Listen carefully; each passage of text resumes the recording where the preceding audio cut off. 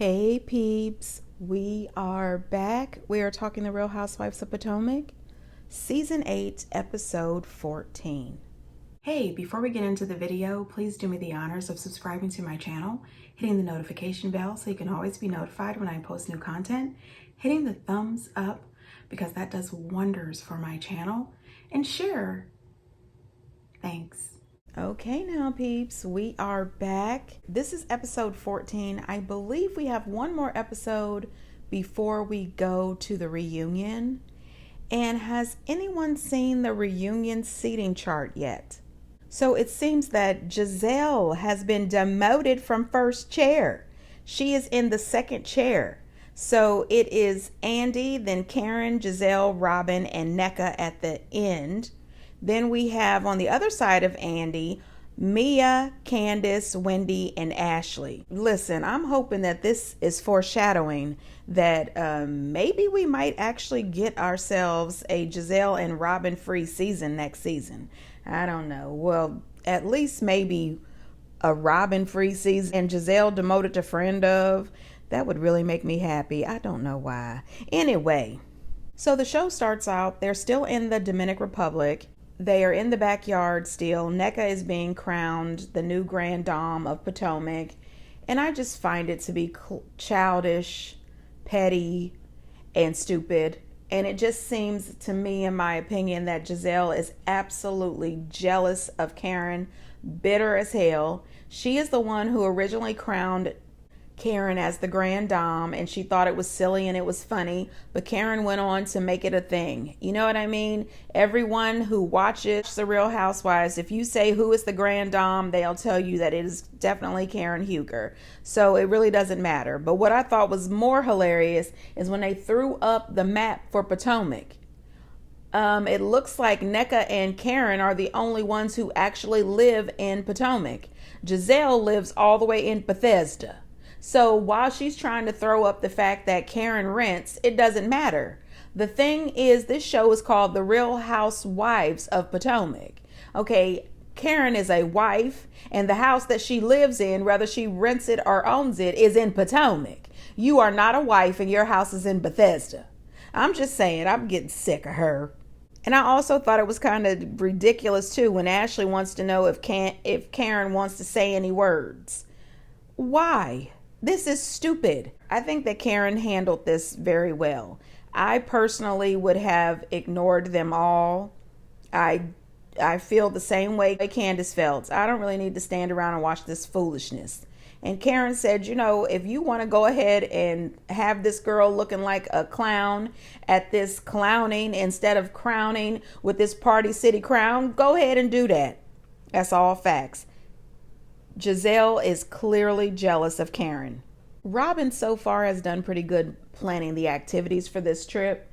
They went out to do a little glow-in-the-dark putt-putts outside. It was beautiful. It looked like it was something fun to do. I thought it was really cute.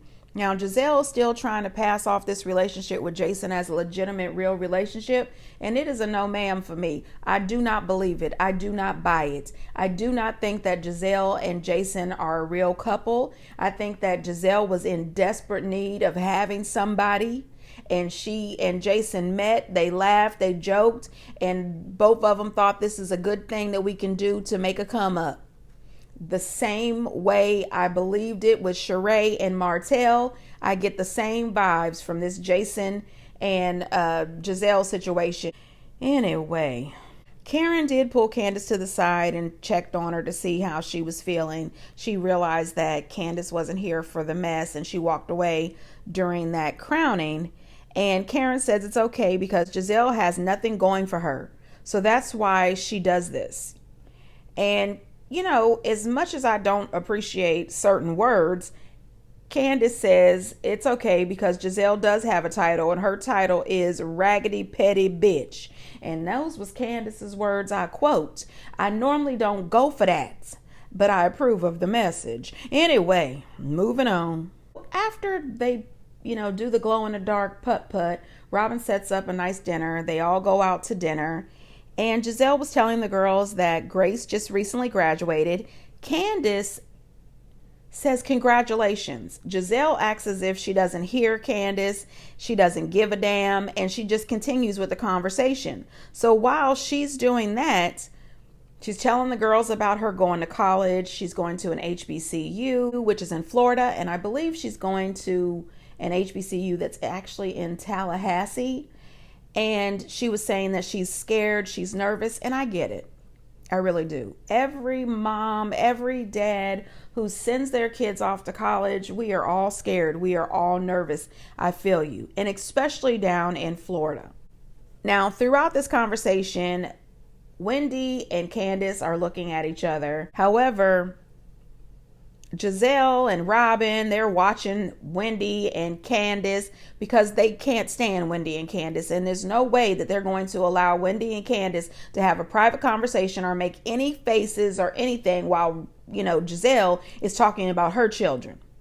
Wendy makes some kind of comment about there's no way that she would send her boys down to Florida in this climate, considering that they have that stand your ground law and there seems to be a lot of killing of our black men.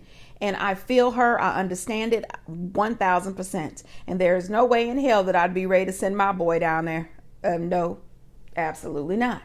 However, I think Tallahassee might be a little bit different. I think that Grace is going to be absolutely fine. And I don't know 100% that I would mention that in front of her because as a mom who's gone through sending your kid off to college, it is scary. And even though I don't like Giselle, I still would not want to frighten her even more. So I may not have said that, but I did understand and agree with what Wendy was saying. Then right after that, Giselle tries to throw Karen under the bus right after Karen was just trying to pour in love and support to her, regarding Grace going off to school. But she couldn't just sit there and accept that and let them continue to have their nice meal and have conversation. She wants to bring up the fact that Karen brought up that Mia was dating some rapper behind her husband's back. And, she says, if I would have said something like that, you would have said that I was trying to tear up families, which is all facts. You have been trying to tear down families since the very first season, and you continue to do it every season. Every season, your job is to go after one housewife and target them. If your plan is not working, you will jump to the next housewife and target them and their family. That is what you do. And it's getting old. Bravo, people. You have got to do something. You have got to judge this show up. Potomac is boring as hell, and these ratings are showing it. I mean, geez, some episodes don't even pull in 700,000 views. This is ridiculous. Karen says that she told Mia up front to her face and in front of the group. Mia likes to talk shit about Karen behind her back. And what I did not appreciate is they threw up a flashback completely out of context of Mia telling Karen about this alleged rumor. Mia had already gone to the girls at that strip club where they were eating lobster or whatever when Charisse was there, and she was just saying all kinds of nasty negative things about Karen in front of all those girls. So the next time she's seen Karen, of course she wants to run up to her and tell her what was said. And if you would listen to the flashback, she said, well, they were saying, no, you were saying. That was out of context and that was bullshit. These producers, y'all doing too much. Mia says that, her and Karen are friends and that's why she hasn't told the true story. Tried to act like she has some news or something that she could drop, a little tea she could spill on Karen. And Karen, as far as I'm concerned, she froze up a little too damn fast. Because no, ma'am. First of all, I'm going to tell you like this. If any of my girlfriends or anybody who's really not my friend, a little associate, a little handshake person, I don't give a shit. If we are on a girls trip and we are sitting around the table and you allegedly have a little tea on me that you want to spill, please open up your full mouth, show all your damn teeth and spill it right there in front of everybody. In front of me, I don't give a shit. Because one thing I'm going to tell you, you will never spray me with my own damn gossip. Put it out. Because one or two things is going to happen. Either one, you're going to spill it and I'm going to tell everybody that it is true. Or two, you're going to spill it and I'm going to let everybody know that that's a damn lie. And then I'm going to read you like filth and I'm going to pour all your shit out. Everything I know about you, I'm going to spill it like a water hose. I'm going to spray the hell out of you and everybody else at the table. Try me if you want. Mia is a liar. I don't think that she had anything, because if she had anything to pour out on Karen, she would have did it right then. And you could see Ashley, Giselle, and Robin, they was just sitting there biting at the bit, just hoping she was going to say something, say something, say something. You know, and I agree with Karen when she makes the comment. She brought you in. She got you on. You should show her some sort of respect.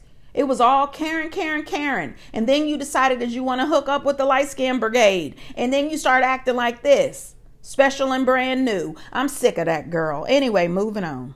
Now, the very next morning when the girls get up, Giselle is still trying to keep shit going. She is still trying to produce. And I think she is still trying to get Mia upset so that she could tell her this lie that Mia was probably cooking that she was going to tell about Karen. In my opinion, she was like, oh, Karen said that you should, be loyal to her because she brought you on the show. Oh, that's not friendship. And here's Mia like a child, like a toddler with a lollipop, and here she go. Running over to Karen. Can I get you anything? Can I help you, master? I'm your slave because you brought me into the group. On her knees, just acting stupid.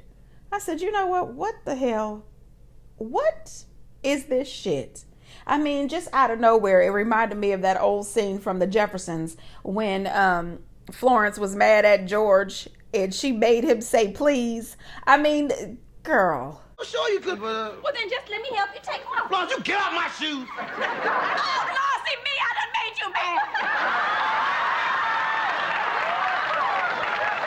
You're disappointed in me. No, I ain't. I'm sorry, boy. Get the hell out of here with that bullshit. Go sit down some damn where. That pissed me off. Boy, I tell you, it don't take much to piss me off these days. Anyway, Giselle in her confessionals talking about after Wendy and Candace was making those faces, I'm not speaking to them today. What the hell is new? Girl, you haven't spoken to Wendy for 2 seasons. You haven't spoken to Candace this entire time. What is new? And the bigger question is, who gives a damn? Seriously, move along. Anyway, they decide to play a game called Answer the Damn Question. If you don't answer the question, you have to take a shot. So, listen, I don't understand. They were talking to Wendy. Ashley, the resident freak, makes some kind of question about Wendy's third brown eye. And I was like, Candace, I said, well, what is that? I've heard of the evil eye.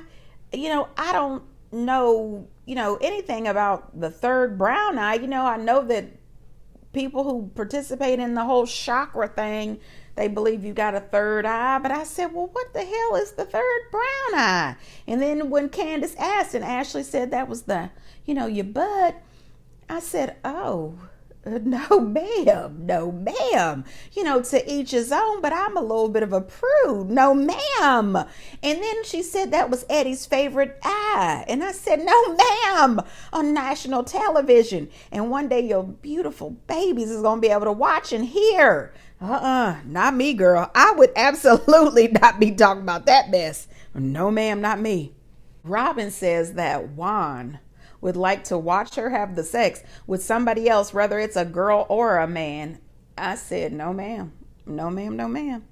I be damned. Okay, to each his own, but here I go being a prude again. No, ma'am. Okay, my husband who has pledged his love to me, who vows to spend his life with me, you better not ever tell me your fantasy is to watch some other man do something with me. I don't think you love me. Like, it would be a total fight, a total fallout. You can't love me if you want that. Absolutely not. Karen says she know Juan likes it threesomes without Robin. I thought that was hilarious. Listen, again, no ma'am. Y'all got kids that one day is going to watch this show. I don't want it. I certainly would not want to hear my mama saying that. None of this. Anyway, I'm going to move on. Now, this is what I thought was hilarious. Now, you remember when they were over there at NECA's house and Karen called Mia out for dating some kind of rapper. Mia said, I'm not dating or having the sex with a rapper. Okay, so when they get around to answer the question they ask her about this rapper, all of a sudden, she doesn't want to talk about it because, he didn't ask to be a part of this. She don't want to put him out in the street like that. She don't want to mention it. I said, so what you're saying is Karen's not lying. You were having a relationship with this rapper, because even Giselle said, well, Gordon gave you permission. And Wendy said, wait a minute, you had sex with a rapper while you were married to Gordon and Gordon gave you permission?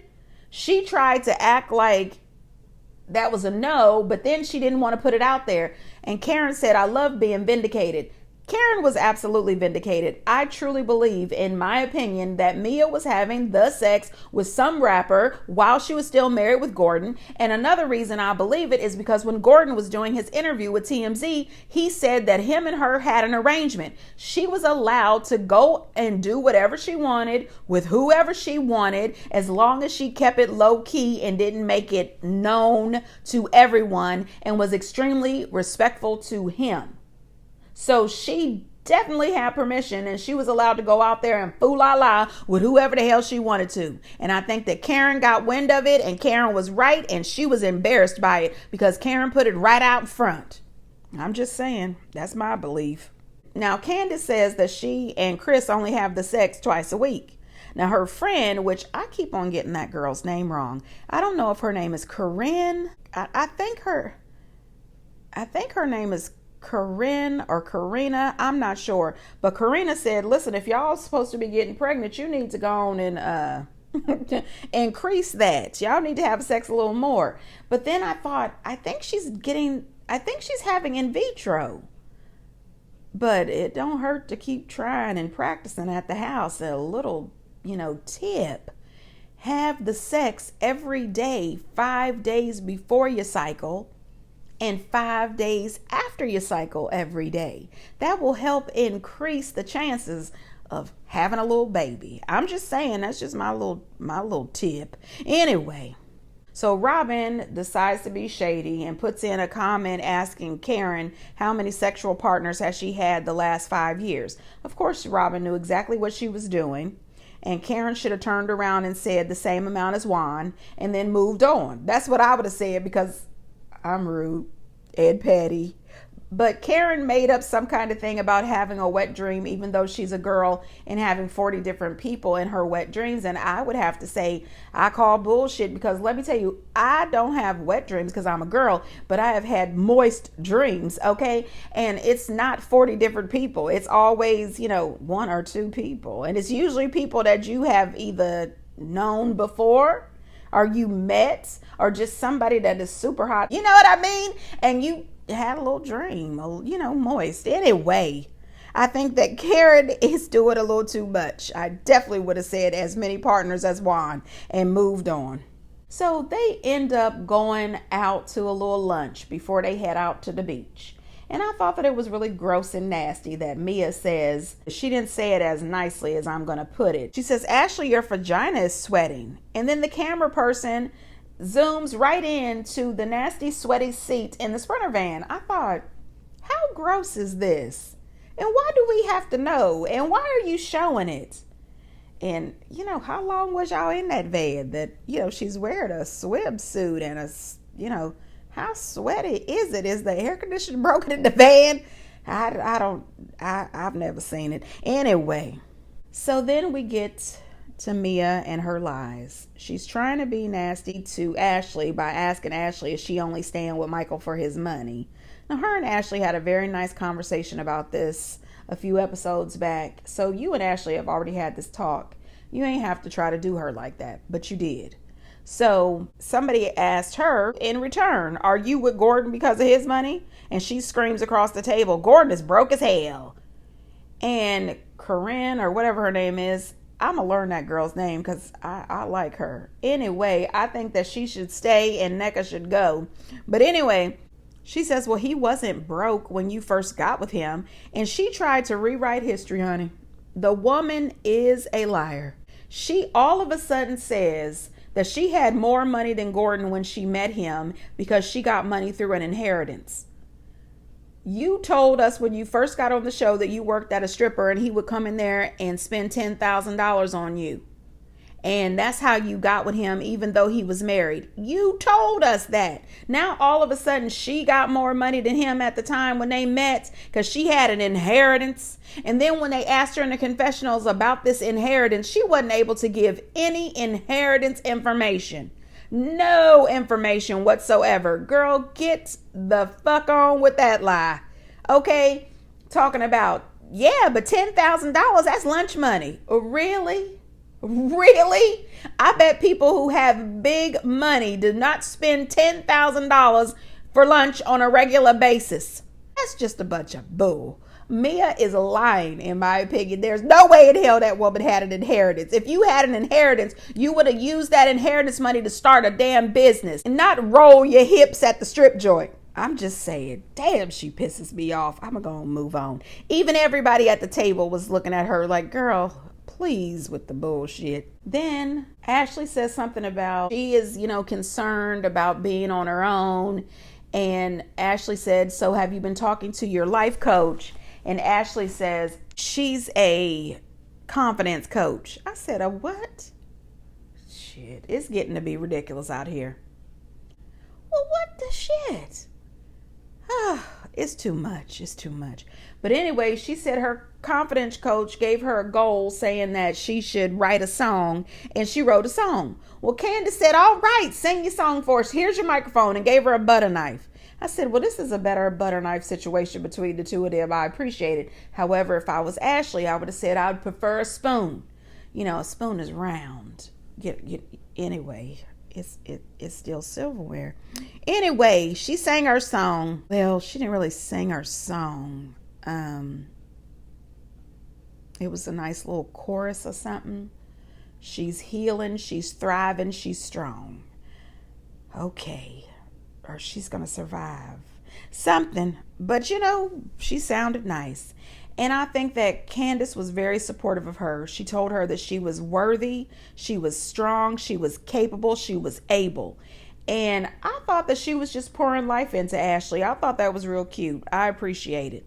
Now, Karen talking about this personal trainer, I think it's ridiculous. If you've got a personal trainer, just go on and say who it is. Because if you play this stupid game with them and you don't want to mention who the hell this personal trainer is, they're all going to keep going around looking at each other and acting stupid. And that's exactly what Robin and Giselle was doing, staring at each other, making faces, the way Candace and Wendy was doing.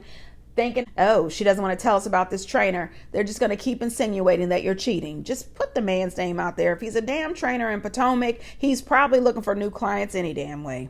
So the girls are having a good time. They're laughing. They're joking. They just got finished taking some pictures out at the beach. And all of a sudden, here's Robin. She just can't let the day be good. Can't be great.